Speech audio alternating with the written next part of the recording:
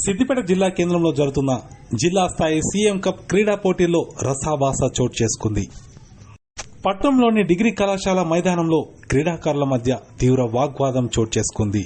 కుర్చీలతో క్రీడాకారులు ఒకరిపై ఒకరు విసురుకున్నారు. ఈ వాగ్వాదంలో ఓ క్రీడాకారుడి తలకు తీవ్ర గాయమైంది. సర్ది చెప్పడానికి నిర్వాహకులు ప్రయత్నించినప్పటికీ ఫలితం లేకపోవడంతో పోలీసులు రంగప్రవేశం చేశారు. ఇరు వర్గాల క్రీడాకారులకు నచ్చజెప్పి పోలీసులు గొడవ సర్దుమణిగేలా చేశారు.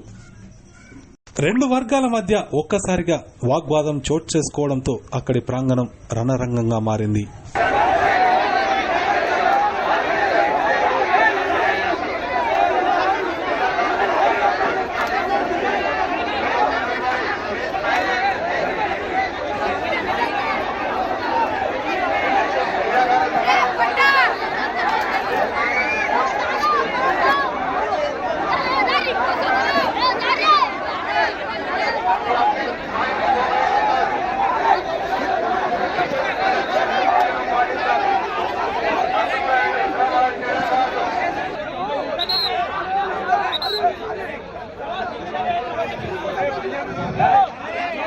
కబడ్డీ క్రీడాకారుల గమనిక.